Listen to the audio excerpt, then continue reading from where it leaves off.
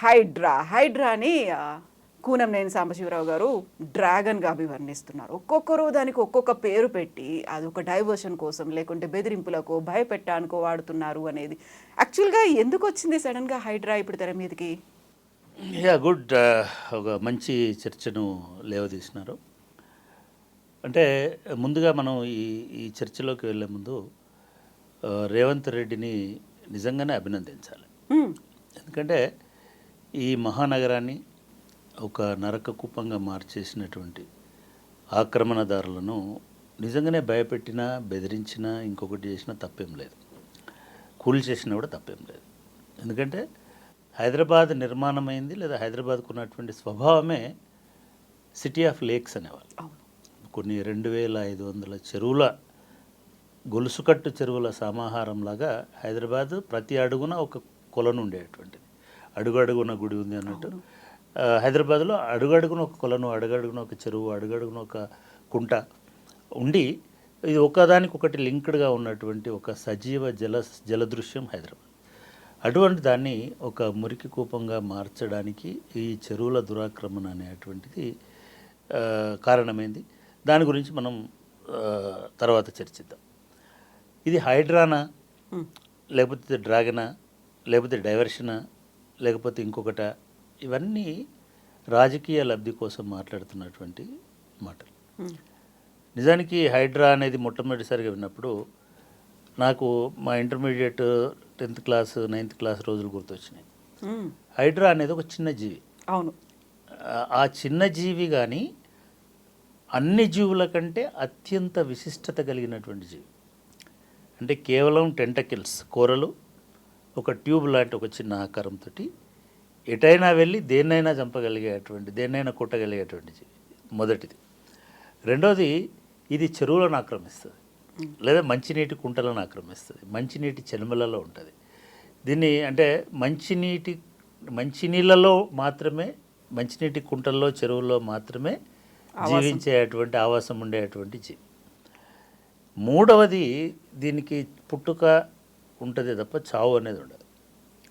పునరుత్పత్తి అనేది కూడా దాన్ని అదే చీల్చుకొని దాన్ని అదే ముక్కలు చేసుకొని ఇంకొక జీవిగా, అంటే మనకి పాతకాలంలో మన పురాణాలలో ఎట్లాగైతే ఒక తల పోతే ఇంకొక తల వచ్చి అతుక్కుంటుందో అట్లా బాడీలోంచి ఒక భాగం దిగిపోతే మళ్ళీ ఆ భాగానికి టెంటకిల్స్, ఆ భాగానికి నోరు, ఆ భాగానికి కళ్ళు, అట్లా ఉండేటువంటి ఒక విచిత్రమైన జీవి. బహుశా జీవులలో మరణము లేని జీవి ఏదైతుంటే అది హైడ్రా. ఈ పేరు విన్నప్పుడు నిజంగానే ఇది భలే పెట్టినారు ఎవరో. దాని పెద్ద అది అబ్రివేషన్ కూడా కలవదు, అంటే పర్ఫెక్ట్గా మ్యాచ్ ఏం కాదు. బట్ కావాల్సుకునే వాళ్ళు హైడ్రా అనేటువంటి పేరుని చూస్ చేసుకున్నారు. ఈ హైడ్రా నిజంగానే చెరువులను ఆక్రమించుకుంటుంది కాబట్టి చెరువులను ఆక్రమించుకున్నటువంటి వాళ్ళ మీదనే దీన్ని గురిపెట్టినారు.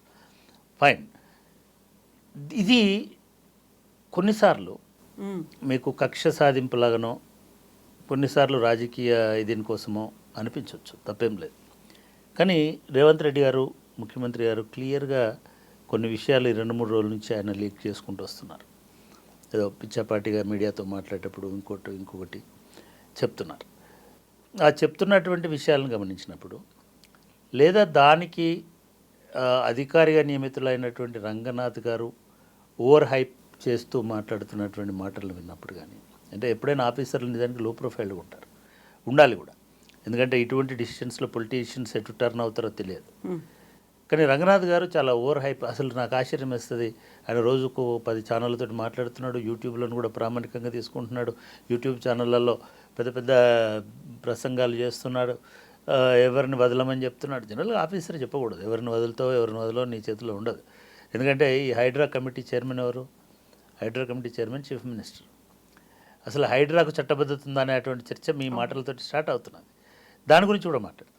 మొత్తానికి ఇవాళ హైదరాబాద్లో ఒక సంచలనం క్రియేట్ చేయడానికి, ఒక సెన్సేషన్ క్రియేట్ చేయడానికి, అదేవిధంగా మీరు అంటున్నట్టుగా కొందరిని భయపెట్టడానికి, కొందరిని బెదిరించడానికి. బెదిరించడం మిమ్మల్ని నన్ను ఎవడు భయపెట్టలేడు, ఎవరు బెదిరించలేరు. ఎవరైతే ఆక్రమించుకున్నారో వాళ్ళందరూ భయపెడతారు. అది అక్కినే నాగార్జున అయ్యొచ్చు, లేకపోతే ఇంకోలా అయ్యొచ్చు. ఆక్రమణదారులు చివరికి తిరుపతి రెడ్డి అయ్యండి కూడా. ఎందుకంటే నేను రేవంత్ రెడ్డి గారు స్పష్టంగా చెప్తున్నారు, నా తమ్ముడైనా నా అన్న అయినా ఇంకొకరైనా నా కుటుంబ సభ్యులైనా కూడా నేను హైడ్రాను పంపిస్తాను, దాన్ని వెనక్కి తగ్గేటువంటి సమస్యలు. నిన్న మొన్న అటువంటి లెటర్లు వెళ్ళడము, అటువంటి ఉత్తర్వులు వెళ్ళడం జరిగింది. కాబట్టి ఈ నేపథ్యంలో మనం ఖచ్చితంగా ఈ ముఖ్యమంత్రి తీసుకున్నటువంటి చర్యను ఖచ్చితంగా సమర్థించాలి. ఖచ్చితంగా ఇది కొనసాగేటట్టుగా చూడాలి. ఖచ్చితంగా ఈ పోలీస్ వారి మధ్యలో ఆపేసి రేవంత్ రెడ్డి అర్ధాంతరంగా నిష్క్రమించకుండా కాపాడగలగాలి అనేటువంటి అభిప్రాయం అయితే నాకు చాలా స్పష్టంగా ఉంది. ఇకపోతే రెండవది, అసలు ఈ ఆక్రమణలకు కారణం ఎవరు? నిజంగానే ఇది కక్ష సాధింపుతోటి చేస్తున్నారా? కక్ష సాధింపుతోటి చేస్తున్నారు అని అంటే అసలు ఆక్రమణ లేని చోటికి పోయి హల్చల్ చేస్తే ఇది కక్ష సాధింపు కోసం, బెదిరించడం కోసం అని అనుకోవచ్చు. అక్కినేని నాగార్జున గారు తన ఇన్కన్వెన్షన్ సెంటర్ని చెరువులో కట్టినాడు అనేటువంటిది గతంలోనే ఎస్టాబ్లిష్ అయినటువంటి వాస్తవం. దాంట్లో 2.5 ఎకరాలు 2 ఎకరాలు చెరువు శిఖం భూమి ఉంది, ఎఫ్టీఎల్లో ఉంది అని గతంలో ఇచ్చినటువంటి నివేదికలు, మ్యాపులు చూస్తే మనకు అర్థమవుతుంది. సరే, దాని మీద కోర్టు కేసు ఉందా, కోర్టు ఏమన్నా దాన్ని స్టే ఇచ్చిందా అని అంటే అది కోర్టులకు ఉన్నటువంటి అంశం. ఇప్పుడు కూల్చేసి కూడా 3 రోజులు అయింది, 4 రోజులు అయింది, కోర్టులు ఏమి జోక్యం చేసుకోవు. ఇప్పుడు అయిపోయింది, దాన్ని నేలమట్టం చేసినారు. అయితే ఇది న్యాయము అన్యాయము ఎంతవరకు అనే చర్చలోకి పోకపోతే ఇది ఒక భయాన్ని అయితే క్రియేట్ చేసింది. నాగార్జున లాంటి వాళ్ళనే కొట్టేసినారు అనేటువంటి భయం అయితే ఇవాళ ఆక్రమణదారులందరిలో కలిగింది. అన్యాపదేశంగా రంగనాథ్ గారు కూడా అదే చెప్తున్నారు, మేము భయం క్రియేట్ చేస్తాం, భయంతో అవగాహన వస్తుంది. ఇది పోలీస్ నైజం. పోలీసులకు ఉండేటువంటి ఏంటంటే ఒక ఎన్కౌంటర్ చేస్తాం, ఎన్కౌంటర్ తోటి ఒక భయం వస్తుంది.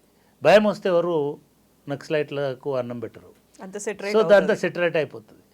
అట్లాగే సారా బట్టీలు కాల్చే వాళ్ళను వెళ్ళి వాళ్ళను ఒకసారి ధ్వంసం చేసి అందరిని పీడే యాక్ట్ పెట్టేసి ఇంకొకటి చేసేస్తే భయం వస్తుంది. భయం అంటే నేను అంటున్నా, భయంలోంచి మాత్రమే న్యాయం రాదు, అవగాహనతో కూడా న్యాయం వస్తుంది, చట్ట పరిధిలో పనిచేయడం వల్ల కూడా న్యాయం వస్తుంది. సరే, ఆ చర్చలోకి మనం పోకపోతే ఇప్పటి వరకు అయితే హైదరాబాద్లో ఒక భయం అయితే ఇవాళ ఆవరించింది. హైడ్రా అనేది ఎట్లాగైతే హైడ్రాకున్న ఇంకొక లక్షణం ఏంటంటే అది ఎటైనా పోతుంది, ఎటు అయినా పోగలిగే ఒకే జీవి హైడ్రా. అమీబా, హైడ్రా రెండు, వాటికి దిశ సంబంధం లేదు. మనిషి ముందుకైనా నడుస్తాడు, జాగ్రత్త వెనకకైనా నడుస్తాడు. ఇటు సైడ్కి ఈ యాంగిల్లో నడవడం అనేది 360 అది సాధ్యం కాదు. హైడ్రా 360 డిగ్రీస్లో ఏ యాంగిల్లోనైనా నడవగలుగుతుంది. అంటే అది వెనకకైనా రాగలుగుతుంది, ముందుకైనా పోగలుగుతుంది. కాబట్టి ఇది ఒకంతకైతే ఇప్పటి వరకు ఉన్నటువంటి దీంట్లో ఇది మంచిది. కానీ 3-4 అంశాలు ప్రధానంగా బయటకు వస్తున్నాయి. ఒకటి, దీనికి ఉన్న చట్టబద్ధత ఏమిటి అంటే నిజంగానైతే ఇప్పుడున్నటువంటి దాంట్లో హైడ్రా కొత్తది అనుకుంటున్నారు. హైడ్రా కొత్తది కాదు. హైడ్రా పోలీస్ అనుకుంటున్నారు. హైడ్రా పోలీస్ కాదు, మున్సిపల్ యాక్ట్, జిహెచ్ఎంసీ యాక్ట్. అది కూడా నాట్ ఆల్ మున్సిపాలిటీస్కి జనరల్ యాక్ట్ కాదు. అది greater Hyderabad municipal MCH act ఒరిజినల్గా, municipal corporation of Hyderabad act. ఆ తర్వాత జిహెచ్ఎంసీ యాక్ట్ అయిన తర్వాత జిహెచ్ఎంసీ యాక్ట్లో ఎన్ఫోర్స్మెంట్ అండ్ విజిలెన్స్ సెల్ అనేటువంటిది ఒకటి ఉంది. Hyderabad municipal corporation enforcement and vigilance cell. ఈ ఎన్ఫోర్స్మెంట్ విజిలెన్స్ సెల్ అనేది మున్సిపల్ అడ్మినిస్ట్రేషన్లో భాగం. కాకపోతే దీనిలో ఎన్ఫోర్స్మెంట్ విజిలెన్స్ అని అంటే పోలీసు కావాలి కాబట్టి అందులో పోలీసులను తీసుకొని చేస్తుండేవాళ్ళు. గతంలో కూడా చాలామంది పోలీసు డిఎస్పీ స్థాయి అధికారులు, ఎస్పీ స్థాయి అధికారులు, సిఐల స్థాయి అధికారులు ఆ ఎన్ఫోర్స్మెంట్లో ఉంటారు. ప్రతి మున్సిపల్ అడ్మినిస్ట్రేషన్లో ఉంటారు. ఈవెన్ జిహెచ్ఎంసీ తర్వాత ఉన్నది ఏంటి హెచ్ఎండిఏ. హెచ్ఎండిఏలో కూడా అటువంటి ఒక సెల్ ఉంటుంది. దాని కూడా ఒక డిఎస్పీ స్థాయి అధికారి, దాన్ని కూడా ఇన్ఛార్జ్గా ఉంటాడు. అటువంటిది చట్టబద్ధంగా మున్సిపల్ యాక్ట్ ప్రకారం ఏర్పడినటువంటి బాడీ. దాన్నే పేరు మార్చినారు. ఆ ఎన్ఫోర్స్మెంట్ సెల్లే, విజిలెన్స్ అండ్ ఎన్ఫోర్స్మెంట్ సెల్లే ఇప్పుడు హైడ్రా లాగా దానికి పేరు మార్చిన తప్ప. కాబట్టి దీనికి చట్టబద్ధత ఉందని అనుకోవాలి డెఫినెట్గా. కానీ ఇంతకంటే మెరుగైనటువంటి వ్యవస్థను ఏర్పాటు చేసి ఉండొచ్చు కదా. రెండవ వాదన ఏమనిపిస్తుందంటే, ఈ యాక్ట్ వచ్చి 30 సంవత్సరాలు 40 సంవత్సరాలు అవుతుంది. హైడ్రా ఇప్పుడే ఎందుకు నిద్రలేచింది? హైడ్రా ఇప్పుడే ఎందుకు వచ్చింది? నేనేమంటున్నానంటే, ఈ 30 ఏళ్ళు నిద్రపోయినందుకు బాధపడాలా? ఇప్పుడు వచ్చినందుకు ఇప్పుడు నిద్రపోయి వచ్చినందుకు నిందించాలా? సరే, నిద్ర అయితే లేచింది కదా, ఇది మంచిదే కదా. కాబట్టి దానికి కూడా ఆ వాదన కూడా పసలేదు. ఇప్పుడు ఎందుకు నిద్ర లేచినారు, ఇప్పుడే ఎందుకు వచ్చి మొదలు పెట్టినారంటే ఎప్పుడో ఒకసారి మొదలు పెట్టాలి కాబట్టి ఇప్పుడు మొదలుపెట్టారు.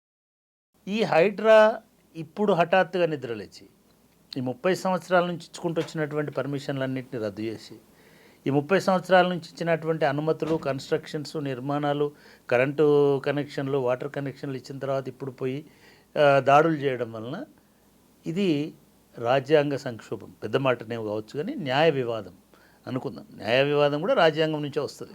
ఒక మనిషికి ఉండే హక్కులను హరించి వేసేటువంటి హక్కు ఈ హైడ్రాకు ఉంటుంది. అక్కడ మాత్రం ఉండదు అనేటువంటి విషయాన్ని చెప్పక తప్పదు. ఎందుకంటే మీ ప్రభుత్వమే ఈ ఇల్లు కట్టుకోవడానికి పర్మిషన్ ఇచ్చింది, మీ ప్రభుత్వమే దానికి కరెంటు కనెక్షన్ ఇచ్చింది, మీ ప్రభుత్వమే దానికి ఇదే మున్సిపాలిటీ ఏ విజిలెన్స్ అయితే భాగమైందో, ఏ హైడ్రా అయితే జిహెచ్ఎంసీలో భాగమో అదే మున్సిపల్ కార్పొరేషను అన్ని రకాల అనుమతులు ఇచ్చిన తర్వాత ఒక సామాన్యుడు కట్టుకున్నాడు అనుకోండి. మీరు గండిపేటలో కూలగొట్టినటువంటి చూసినా, శాస్త్రీపురం అని ఎక్కడో కూలగొట్టినవి చూసినా, లేకపోతే ఫిలిం నగర్ దగ్గర ఎక్కడో, ఫిలిం నగర్ కాదు నానక్రామ్గూడలో కూలగొట్టిన, ఇవి ఏవి కూడా కమర్షియల్ కాదు, మనుషులు నివాసం ఏర్పాటు చేసుకున్నటువంటివి. ఈ నివాసం ఎందుకు ఏర్పాటు చేసుకున్నారు, వాళ్ళకి చెరువు అని తెలియదా, వాళ్ళు ఆక్రమణ అని తెలియదా అని చాలామంది మాట్లాడుతున్నారు. కానీ చాలా సందర్భాలలో రంగనాథ్ గారే ఒక చోట చెప్పారు, సర్వే నెంబర్లను ట్యాంపర్ చేసి కూడా వేరే సర్వే నెంబర్ వేసి కూడా దానికి అనుమతులు తీసుకొచ్చుకొని కన్స్ట్రక్షన్స్ కట్టినటువంటి వాళ్ళు ఉన్నారు.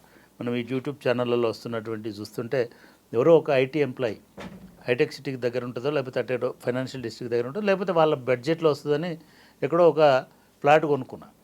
ఆ ఫ్లాట్ కొనుక్కునేటువంటి ఫ్లాట్ కొనుక్కోవడమే కాకుండా బ్యాంకు లోన్ కూడా తీసుకున్నారు. బ్యాంకులు సునిశ్చితంగా పరిశీలిస్తాయి.